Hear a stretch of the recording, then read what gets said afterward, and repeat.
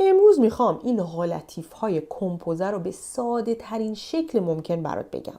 یعنی تا آخر این ویدیو دقیقاً میدونی لکل، اوکل یا دو لکل و امثال اینها اصلا چرا به کار میره، دقیقاً کجا و چطوری ازش استفاده میکنیم.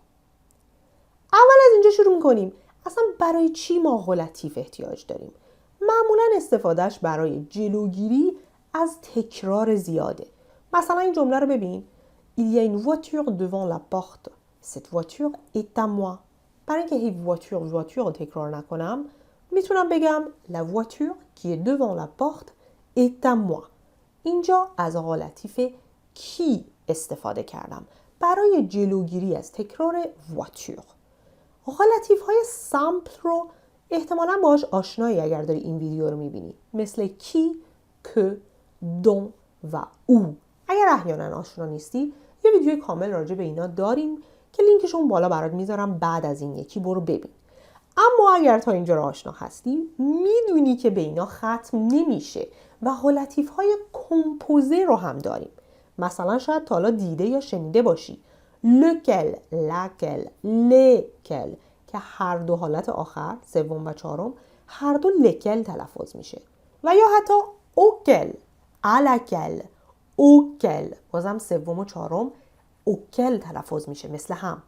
یا حتی ممکنه دوکل، دولکل و دیکل رو دیده یا شنیده باشی که ویدیوی امروز اصلا راجع به همیناست.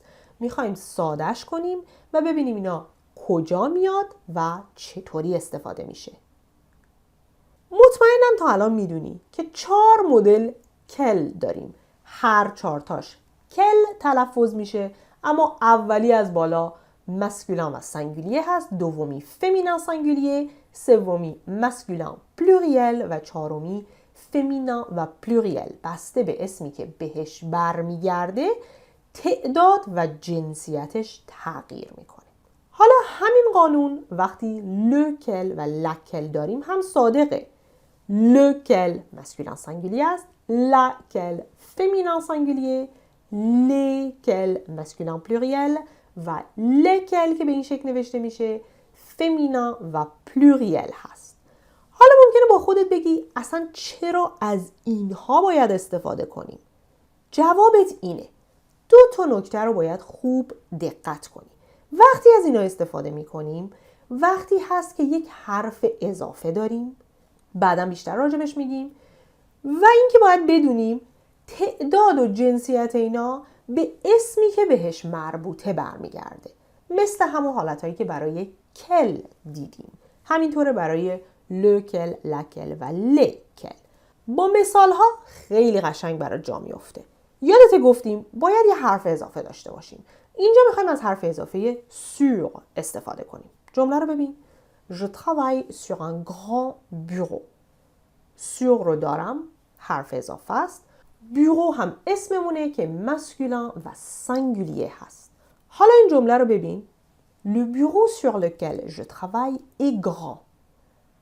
از غلطیف کمپوزه sur lequel استفاده کردم. چرا حالت مسکولین و سینگولیه‌اش؟ چون که بیورو مسکولین و سینگولیه بود. دیگه چی به من اجازه داد که اینو تو جمله اضافه کنم؟ داشتن حرف اضافه sur. با مثال بیشتر قشنگتر برات جا میفته. بریم مثال بعدی رو ببینیم. اینجا میخوایم حرف اضافه dans رو مثال بزنیم. J'habite dans un vieil immeuble. dans رو دارم، حرف اضافه. immeuble یه اسم مسکولین و سینگولیه هست دوباره. پس میتونم بگم l'immeuble dans lequel j'habite est vieux. lequel چون که immeuble مسکولین و سینگولیه بود، dans رو هم داشتیم، حرف اضافه بود که به این دلیل اصلا از غلطیف کمپوزه استفاده کردیم. اگه برات سواله که چرا تو جمله بالا گفتم vieil immeuble و جمله پایین گفتم vieux، تنها دلیلش اینه که ایمبل درسته که مسکولین هست، ولی چون با وایل ای شروع میشه ویو جالب نیست بغلش و از وی به این شکل استفاده میکنیم که ادجکتیو مسکولین هست که در کنار کلماتی که با وایل شروع میشن میاد. مثال بعدی با حرف اضافه پور میخوایم بگیم. Je travaille pour une compagnie américaine. pour رو دارم. une compagnie هم همونطوری که مشخصه اسم فمینان سینگولیه هست. پس اگر میخوام از حالتیف کمپوزه استفاده کنم اینجا باید حالتیفم laquelle باشه. La compagnie pour laquelle je travaille est américaine. pour حرف اضافه رو دارم. laquelle چون به la compagnie برمیگرده حالت فمینان و سینگولیه گرفته.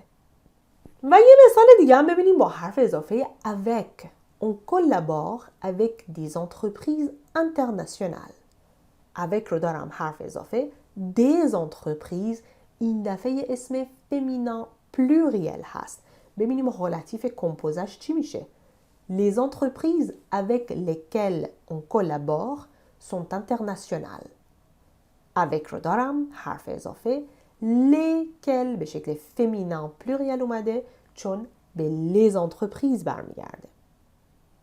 تا اینجا میدونم تا حد زیادی با lequel، laquelle، lesquels و دوباره lesquels آشنا شدی و میدونی چطور و کجا در جمله ازش استفاده میشه. اگر به اینا یه حرف اضافه ا هم اضافه بشه این دفعه میشه auquel، à laquelle، auquel و auquel دوباره. دقت کن این همون حالت قبلیه. lequel، laquelle، lesquels قبلیه که یه حرف اضافه ا اومده در کنارش قرار گرفته و در 3 مورد از این 4 مورد ادغام شده باهاش. برای همین داریم auquel، à laquelle و دوباره auquel در 2 حالت آخر. حالا بریم ببینیم اینا تو چه جمله هایی میاد. گفتیم حرف اضافه ا رو لازم داریم. دقت کن به مثالش. Nous avons tous participé à un projet. حرف اضافه ا رو دارم فقط به خاطر اینکه verbe participer با ا میاد و بعد اسم masculin singulier un projet. حالا دقت کن. Le projet auquel nous avons tous participé a été un succès. چرا از auquel استفاده کردم؟ هم حرف اضافه ا رو داشتیم هم میدونیم باید حالت مسکولین و سینگولیه‌اش باشه از اونجایی که پروژه مسکولین و سینگولیه است. بازم مثال میزنیم. Nous participons à des projets اینجا. بازم verbe participer دارم. La préposition à و بعدش un nom masculin pluriel این دفعه. Des projets. به این شکل میشه. Les projets auxquels nous participons sont longs. این دفعه از auquel استفاده کردیم به خاطر اینکه projet pluriel بود. ولی باز هم به خاطر اینکه verbe participer حرف اضافه ا رو داشت به جای lesquels باید از auquel استفاده میکردیم. بازم مثال ببینیم. Je fais référence à une série française. چرا ا داریم؟ چون faire référence à quelque chose. ساختارش اینه. حالا به چی داره رفرانس میکنه؟ une série. اسم ما فمینان و سینگولیه هست. بریم ببینیم حالتیف کمپوزش چی میشه این دفعه. Voilà la série à laquelle je fais référence. À laquelle به خاطر اینکه la série فمینان و سینگولیه هست. چرا اصلا از این حالت با ا استفاده کردم؟ به خاطر اینکه faire référence ا هست حرف اضافهش.